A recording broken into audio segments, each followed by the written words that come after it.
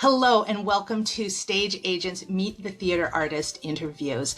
Today we're going to be talking with David Sisco and Laura Josepher. David is on the faculty at NYU Steinhardt, and he is a composer and voice teacher. And Laura is a director, teacher, and audition coach. And together they run the website contemporarymusicaltheater.com. Great things you learn from studying the craft of theater. Even if it does, I coach a lot of young artists, and sometimes I think that's what they're going to do, and sometimes it's not. It's just something that they love right now. But it teaches you so many great things in terms of, investigation and knowing yourself and having a sense of presence, standing up in front of people. There are so many great skills you learn from the arts.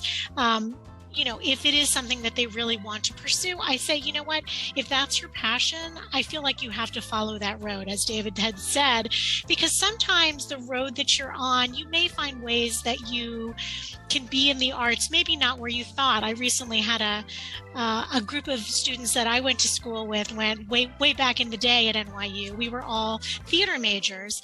We went to see a fellow classmates show he was producing on Broadway, and we were sort of amazed how many of us were still in the business, but very few of us were acting.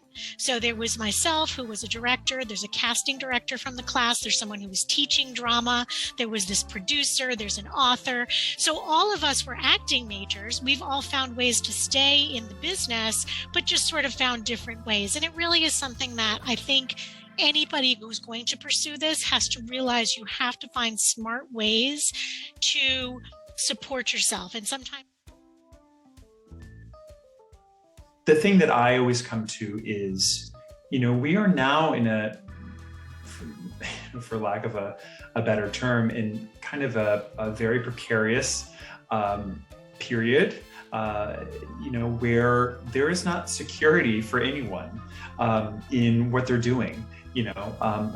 I know many business people who had great and very successful careers who have lost their jobs, and not just due to the pandemic. And so I think that there's something to be said for really leading with your passion, following what you're passionate about and seeing where it takes you. And again, as Laura beautifully illustrated, it doesn't always necessarily take you where you think it will, but if you're starting from that place of authenticity, the chances of things coming to you when you are ready to discover them are much, much greater than if you're trying to, make yourself an accountant because you think that that's going to give you a certain lifestyle or a certain amount of security. I have not found that to be true. And I also find that people that do that are wildly, breathtakingly unhappy.